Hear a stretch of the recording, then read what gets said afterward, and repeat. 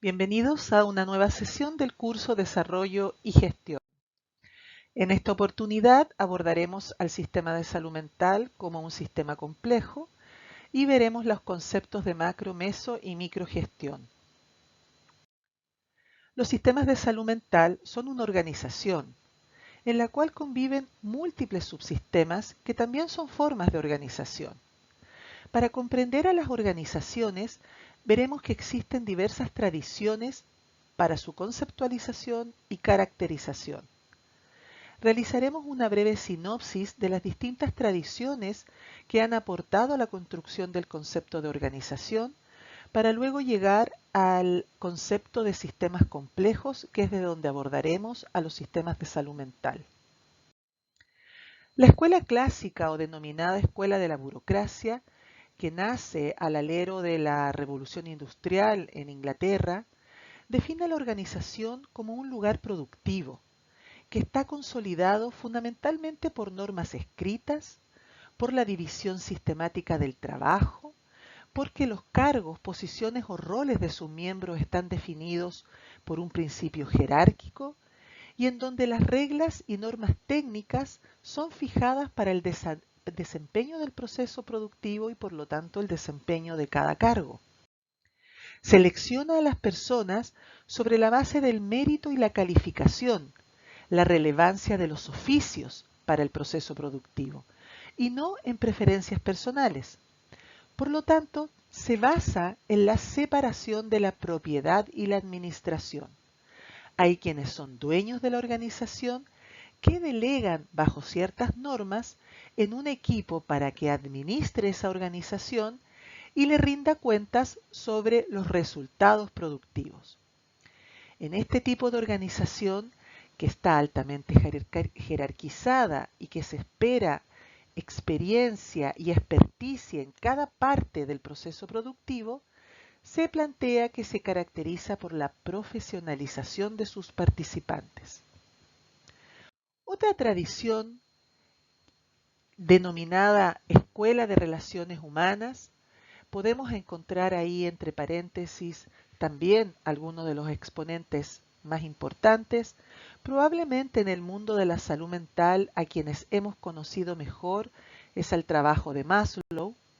Se plantea que los trabajadores producirán más si la gerencia se preocupa por su bienestar. Es decir, aparece la dimensión humana de lo que es la organización productiva.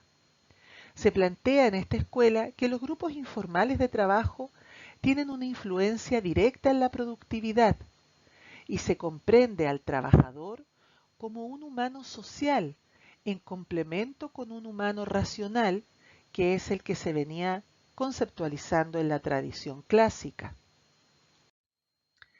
En este tipo de organización se plantea la importancia de considerar las necesidades superiores de los trabajadores, como las necesidades del ego y la autorrealización que han sido expuestas por Maslow.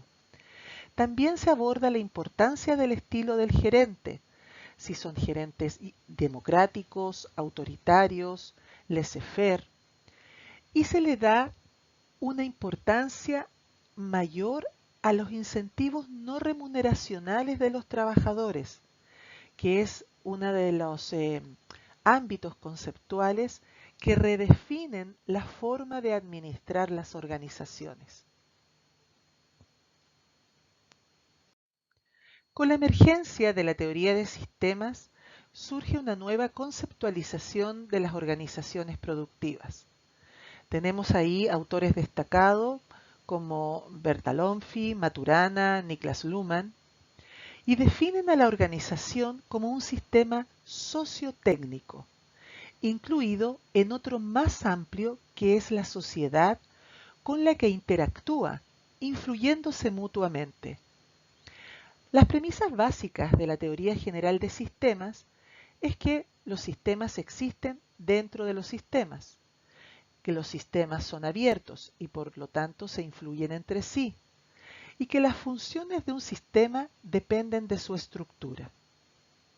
Al definir un sistema como sociotécnico, lo que estamos diciendo es que se producen relaciones que que nacen de su estructura orientadas a producir algo definido técnicamente y que al mismo tiempo se está definiendo socialmente a partir de las interacciones entre sus miembros y entre los subsistemas.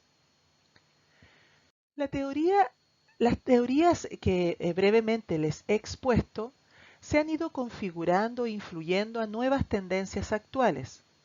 Tenemos un gran grupo de autores que han ido generando conceptos y características de la organización en un marco de lo que podríamos llamar la gestión de la calidad y la calidad de la gestión.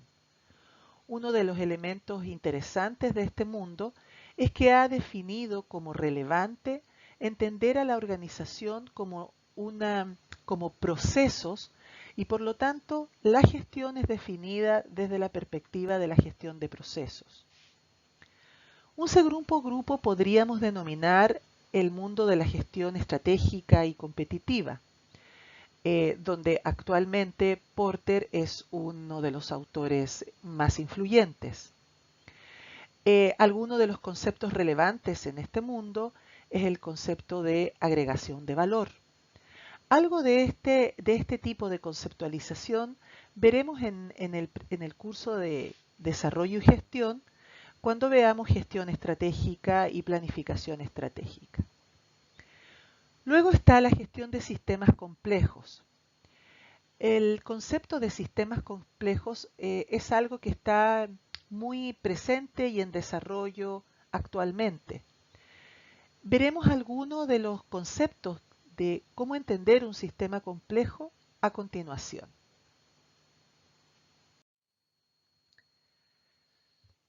Cuando hablamos de un sistema complejo, y en particular hablaremos aquí de un sistema adaptativo complejo, vemos que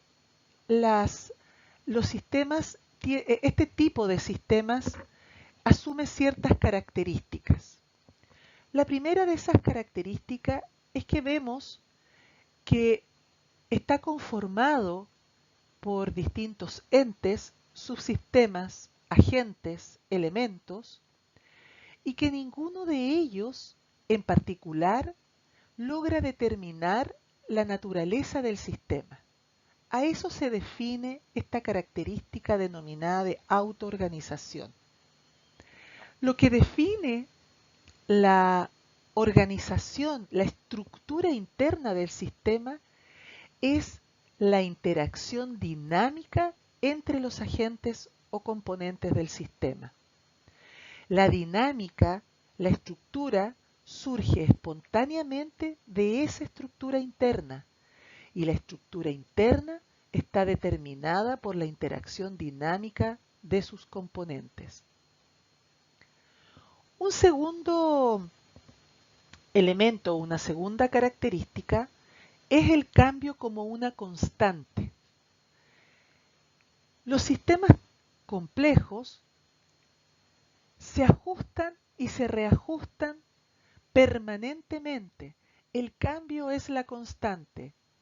Si los sistemas no están en un cambio constante, el sistema no es sostenible y el sistema acaba por colapsar, porque los sistemas mayores o los sistemas en los que está inmerso están cambiando constantemente. De aquí el concepto de que los sistemas son adaptativos antes que estáticos, porque los sistemas al autoorganizarse, al cambiar para adaptarse, tienen la capacidad de generar su propio comportamiento, su capacidad de reaccionar diferente ante cada estímulo o insumo de modo impredecible. Los sistemas están en permanente evolución. Por lo tanto, tienen una alta interconexión en permanente cambio. La alta interconexión es otra característica de los sistemas adaptativos complejos y por lo tanto su proceso de adaptación está relacionada con la noción de que toda intervención dirigida a uno de los elementos que constituyen el sistema tendrá efectos en todos los demás elementos del sistema. Están regidos también por la retroalimentación. La retroalimentación, como el sistema aprende de sí mismo, los sistemas están controlados lo que podríamos denominar como bucles de retroalimentación. Es decir, generan ciertos flujos de información sobre el estado del sistema, gracias a los cuales se va modelando el comportamiento y medida en que los elementos de este sistema reaccionan entre sí. Habitualmente estamos aprendiendo de nuestra organización. De aquí es que avanzamos al siguiente concepto, que es el de la no linealidad. Las relaciones dentro de un sistema adaptativo complejo no se pueden ordenar en una simple línea. No son lineales y predecibles, al contrario. Las reacciones de una intervención pueden ser desproporcionadas respecto del estímulo. Por lo tanto, las reacciones son impredecibles y las nuevas adaptaciones, las nuevas interconexiones entre sus miembros pueden ser impredecibles. De aquí al siguiente concepto, es que los sistemas dependen de su historia y aprenden de su historia. Hay un elemento relevante para comprender esto. Los efectos a corto plazo pueden no necesariamente ser los mismos de los efectos a largo plazo. A veces podemos subestimar la fuerza que tienen los efectos de ciertos planes o intervenciones en el largo plazo. Esto puede hacernos explicar que ciertas intervenciones o ciertas políticas pueden provocar en el corto plazo un cierto sentimiento de insatisfacción o un eventual fracaso de la política. Sin embargo, las intervenciones tienen que llegar a cierto umbral crítico para poder observar su real efecto, sus resultados a largo plazo.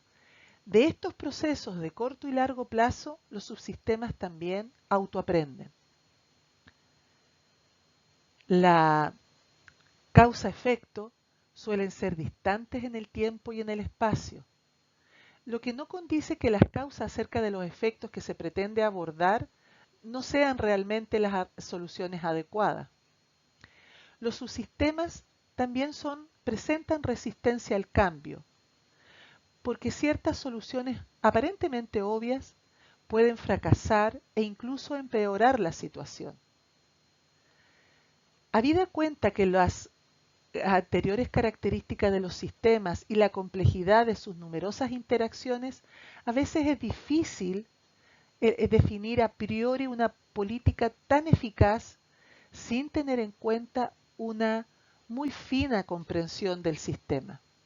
Es por eso que en este proceso de aprendizaje a corto y largo plazo, los sistemas pueden volverse resistentes a las políticas, particularmente cuando los actores de un sistema tienen sus propios objetivos que a menudo pueden entrar en conflicto entre los distintos subsistemas. Esta conceptualización respecto de un sistema adaptativo complejo, ustedes pueden encontrarla en mayor detalle en la lectura que les estoy recomendando sobre la aplicación del pensamiento sistémico al fortalecimiento de los servicios de salud en una publicación de OMS y la Alianza para la Investigación en Política y Sistemas de Salud, publicada el año 2009 y que ustedes tienen a disposición en la plataforma. Esta forma de mirar a las organizaciones implica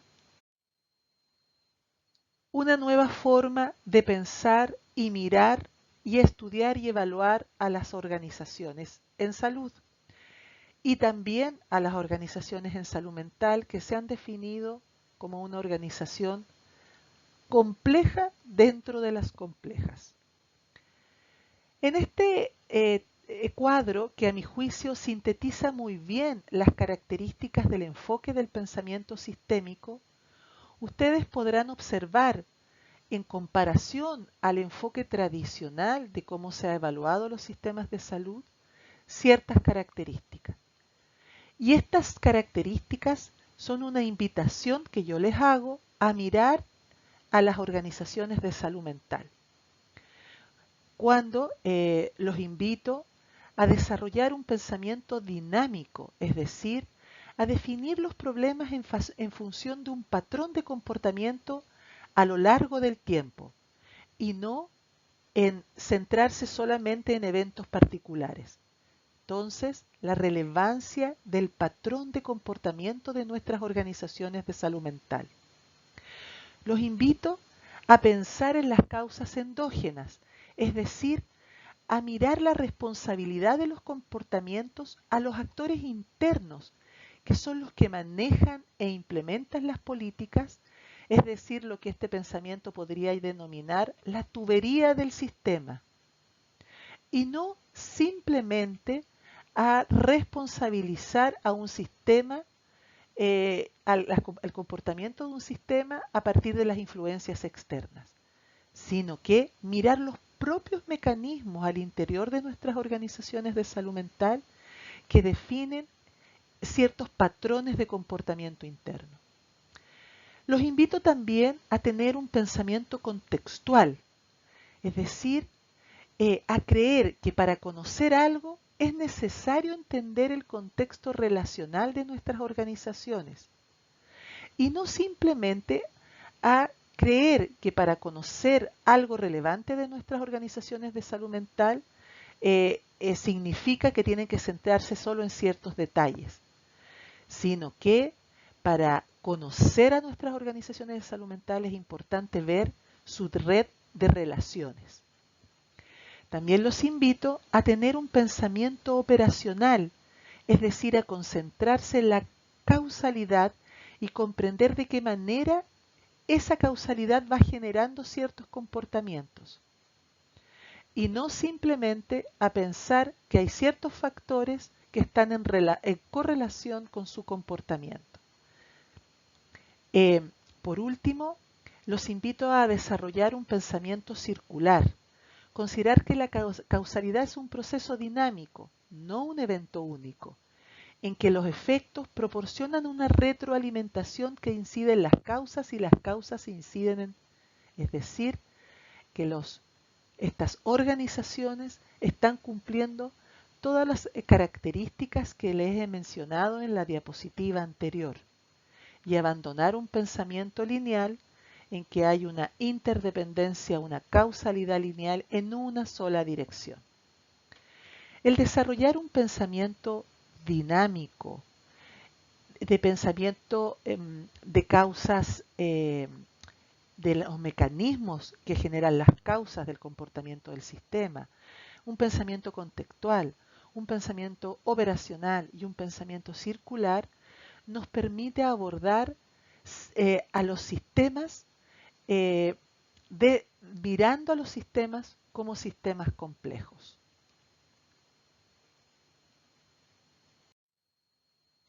Para facilitar la comprensión del desarrollo y gestión de nuestras organizaciones, vamos a mirarla desde los modelos de gestión, es decir, desde los modelos de organización de los recursos a disposición de la acción sanitaria.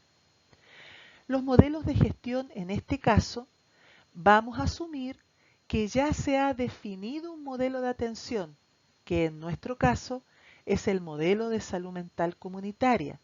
El modelo de salud mental comunitaria define y caracteriza cómo debe organizarse las organizaciones, las acciones sanitarias, cómo debe organizar la intervención en salud mental en el nivel primario, secundario, terciario, cómo se debe organizar la prevención y la promoción.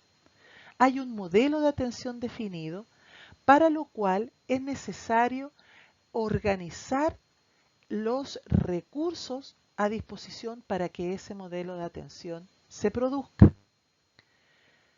El modelo de gestión vamos a ver que lo vamos a entender de mejor manera si lo distinguimos desde la perspectiva de la macrogestión, la mesogestión y la microgestión. La macrogestión vamos a entender por ella la organización de los recursos disponibles desde el punto de vista de las grandes políticas de la definición de recursos y de la asignación de recursos. Es por ello que a la macrogestión le podemos denominar la gestión política. ¿Cómo ponemos los recursos de políticas y sistemas de información a nivel macro? Asignamos los recursos, definimos los modelos de gestión, por ejemplo, el modelo de gestión de red, para definir a nivel nacional y de servicios de salud cómo se va a desarrollar el modelo de salud mental comunitaria. La mesogestión vamos a entender por ella el proceso de gestión productiva, es decir, de qué forma al interior de las organizaciones se organizan los recursos para que se genere realmente los productos que estamos definiendo en el modelo de atención. Por ejemplo, cómo se producen, los procesos productivos para poder detectar a tiempo la enfermedad mental, para poder tratar a tiempo, para poder orientarnos hacia la recuperación, para poder generar recuperación pronta, integración social pronta, participación de las personas, es decir, de qué manera el proceso productivo se produce de manera óptima. Y finalmente vamos a entender por microgestión la gestión clínica, los procesos que se dan cara a cara entre el equipo de salud mental y las personas, los usuarios, sus familias y las comunidades que están requiriendo, demandando asistencia o apoyo a los equipos de atención.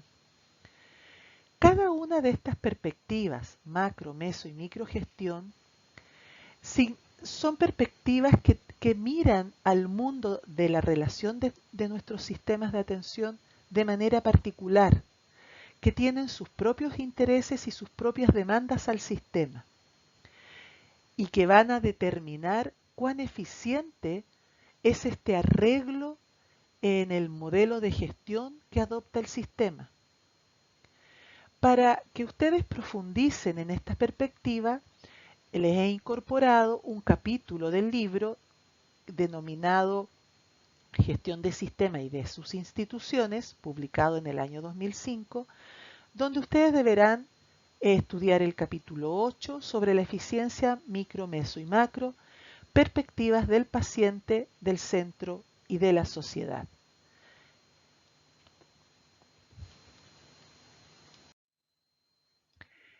Estos niveles de gestión, que aparentemente pueden ser contradictorios, en realidad son complementarios. Si miramos desde la perspectiva de procesos, donde tenemos ciertos recursos a disposición, esos recursos se organizan en ciertos procesos y eso nos otorga un cierto resultado en la salud de las personas, a nivel de microgestión podemos advertir que el equipo de atención está mirando cómo organiza los recursos para llevar a cabo ciertos procesos de atención en que puedan obtener los resultados de recuperación en los usuarios y en la satisfacción de estos y sus familias. Sin embargo, quien le toca desarrollar gestión de la organización a nivel de la mesogestión, de organizar todo el proceso productivo, la misión que tiene que desarrollar es de qué manera organiza los recursos a disposición para llevar a cabo en su organización los procesos más eficientes. Quien tiene la misión de organizar sus procesos de gestión a nivel de la macrogestión, lo que está mirando es que tiene que desarrollar políticas, presupuestos, asignación de recursos, normas y orientaciones para obtener ciertos resultados en el impacto de la implementación de la política. Por lo tanto, no está mirando los procesos internos de la organización, porque eso lo está mirando el gestor. El gestor está organizando los procesos internos, quien no va a mirar la relación directa con los usuarios y sus familias porque entiende que esa es una responsabilidad de los equipos de atención que están mirando la relación directa. Es decir, vamos viendo que los procesos de gestión deben ser complementarios entre la maso, meso y microgestión para lograr eficiencia asignativa, eficiencia productiva y eficiencia técnica. La gestión social eficiente tiene que ver con optimizar el rendimiento de los esfuerzos del Estado y los actores sociales en el enfrentamiento de los grandes déficits sociales y el mejoramiento del funcionamiento y resultado de la inversión en capital humano y capital social.